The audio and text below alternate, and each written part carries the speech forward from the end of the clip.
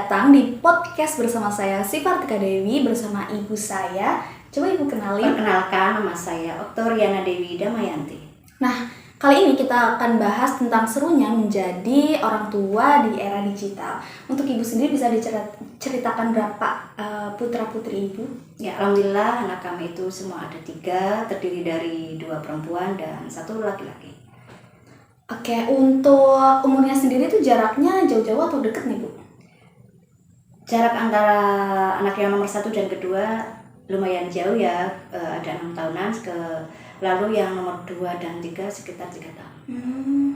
Nah, untuk tentang penggunaan gadget nih teman-teman, apakah Ibu Okto ini memberikan gadget satu-satu kepada 3 anak Ibu atau punya regulasi sendiri nih kapan harus punya gadget dan belumnya gitu? Ya, kami memfasilitasi HP sendiri-sendiri itu jenjang SMP. Kalau SD itu belum, masih dengan orang tua. Dan ada regulasinya nggak tuh Bu ketika bermain handphone di rumah ataupun ketika di luar gitu? Peraturan-peraturan yang diterapkan? Tentunya ada. Anak-anak diberi batasan atau waktu dalam penggunaan HP, di mana jam anak-anak belajar, kemudian bermain di luar, kemudian pegang HP untuk istirahat, untuk beribadah, seperti itu. Ada waktunya. Untuk waktunya tuh kalau boleh tahu itu gimana cara mengaturnya? Seperti misal sore hari boleh bermain handphone, tapi nanti ketika di siang hari mungkin gitu, atau bagaimana konsepnya?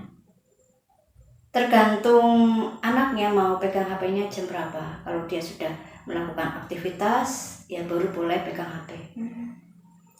Ketika kesepakatan tersebut dilanggar, apakah ada semacam punishment gitu? Semacam sanksi ya, benar. Untuk keluarga kami memang kami beri sanksi ya apabila kesepakatan yang sudah dibuat secara bersama-sama itu dilanggar. Sanksinya adalah dikurangi uang sakunya atau uang jajannya. Wih, keren.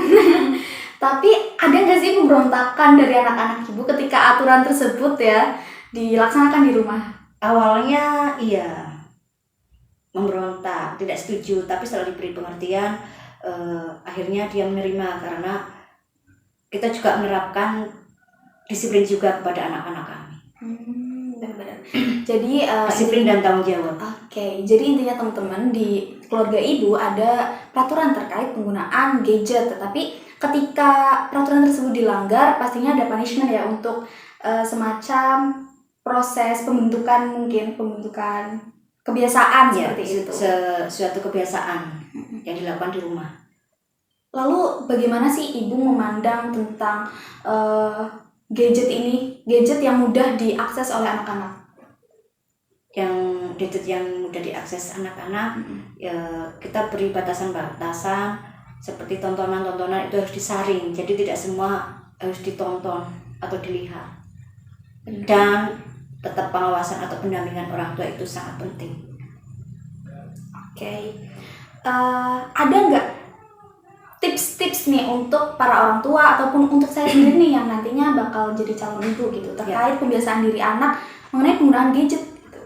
Baik, kalau tips dari saya ya untuk para orang tua, alangkah baiknya itu kalau anak masih kecil jangan sampai dikenalkan dengan HP.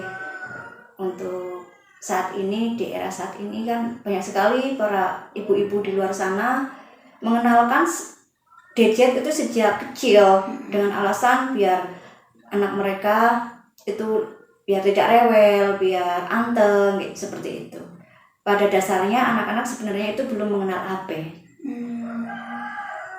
Kalau sudah kecanduan kan kasihan juga ya, bisa merusak saraf dan sebagainya.